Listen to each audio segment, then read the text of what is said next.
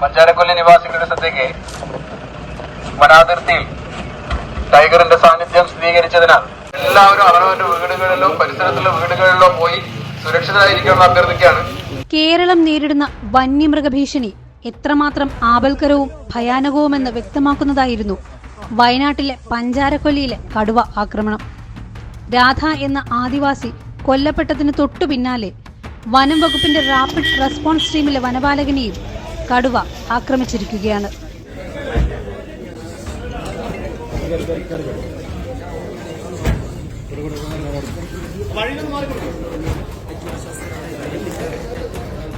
വനവും വനജീവികളും സംരക്ഷിക്കപ്പെടേണ്ടതിനൊപ്പം തന്നെ മനുഷ്യജീവനും സംരക്ഷിക്കപ്പെടേണ്ടതല്ലേ എന്ന വലിയ ചോദ്യം അവശേഷിക്കുകയാണ്. അധികാരത്തിലുള്ളവരും നിയമങ്ങളും നയങ്ങളും രൂപീകരിക്കേണ്ടവരും അധികാരത്തിന്റെ സുരക്ഷയിലും സുഖശീതളമയിലും വൻ നഗരങ്ങളിലിരുന്ന് പല നിയമങ്ങളും ഉണ്ടാക്കുമ്പോൾ ആശങ്കയുടെയും ഭയത്തിന്റെയും അപകടത്തിന്റെയും മുൻപിലാണ് വനയോര ജനങ്ങൾ. അവരുടെ പ്രതിഷേധങ്ങൾ നാടാകെ ഉച്ചത്തിൽ ഉയരുന്നുണ്ട്. അത് പതിക്കുന്നത് ബധിരകർണങ്ങളിലാണോ?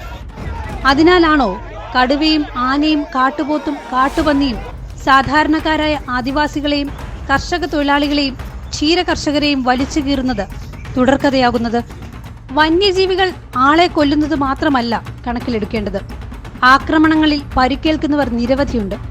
വ്യാപകമായി കൃഷി നശിപ്പിക്കുന്നുണ്ട്. കന്നുകാലികളെ കൊല്ലുന്നുണ്ട്. പലയിടത്തും പുറത്തിറങ്ങാൻ വയ്യാത്ത അവസ്ഥയാണ്. കടക്കണിയും കൃഷിനാശവും കാലാവസ്ഥാ മാറ്റവും കൊണ്ട് പൊറുതിമുട്ടിയ മലയോര കർഷകർ മൃഗങ്ങളുടെ ഭീഷണി കൂടിയായതോടെ കൂടുതൽ തളർന്നു കഴിഞ്ഞു. സർക്കാർ വന്ന് കാണണം. ചില ഗ്രാമങ്ങളിൽ, എന്തിന് വയനാട്ടിലെ ചില ചെറു പട്ടണങ്ങളിൽ ഒരൊറ്റ തെങ്ങുപോലുമില്ലാതെ കാട്ടാന തകർത്തിട്ടിരിക്കുന്നത്. മരച്ചീനി, ചേന, ചേമ്പ് തുടങ്ങിയ നടുതലകൾ മുതൽ വാഴത്തോട്ടങ്ങൾ വരെ എല്ലാം കാട്ടുപന്നി കുത്തി മെതിച്ചിട്ടിരിക്കുന്നത്. മയിലുകളും മുള്ളൻ പന്നിയും മലയെണ്ണാനും കുരങ്ങും കയറി നശിപ്പിച്ചിട്ടിരിക്കുന്ന തോട്ടങ്ങൾ. പന്നിയും മാനും റബ്ബർ മരങ്ങളുടെ തോലുരിച്ചിട്ടിരിക്കുന്നത്. ഒരുപാട് പേരുടെ ഒരുപാട് കാലത്തെ അധ്വാനമാണ് ഒരു രാത്രി കൊണ്ട് വന്യമൃഗങ്ങൾ ഇല്ലാതാക്കുന്നത്. മൃഗങ്ങൾ കാടിറങ്ങുന്നത് തടയാനാകുന്നില്ലെന്ന് മാത്രമല്ല, അവയെ തുരത്താനോ പിടികൂടാനോ വേണ്ട സജ്ജീകരണങ്ങൾ വന്യജീവി ശല്യം രൂക്ഷമായ ജില്ലകളിൽ പോലും ഒരുക്കാനും വനംവകുപ്പിനായിട്ടില്ല. വന്യമൃഗങ്ങളുടെ കാടിറക്കം എന്തുകൊണ്ടെന്ന സത്യസന്ധമായ അന്വേഷണത്തിന് വനം വകുപ്പ് ഇനിയെങ്കിലും തയ്യാറാകേണ്ടതുണ്ട്.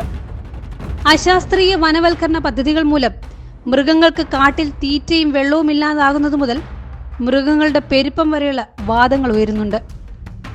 ക്ഷുദ്രജീവികളുടെ പട്ടികയിൽപ്പെടുത്തി നിയന്ത്രിക്കേണ്ടവയെ അങ്ങനെയും നിയന്ത്രിക്കേണ്ടതുണ്ട്. വിള ഇൻഷുറൻസ്, വന്യജീവികളുടെ ആക്രമണത്തിൽ മരിക്കുന്നവരുടെ കുടുംബത്തിനും പരിക്കേറ്റവർക്ക് നഷ്ടപരിഹാരം തുടങ്ങിയ കാര്യങ്ങളിലും സർക്കാരിൽ നിന്ന് അനുഭാവപൂർണമായ സമീപനമുണ്ടാവണം.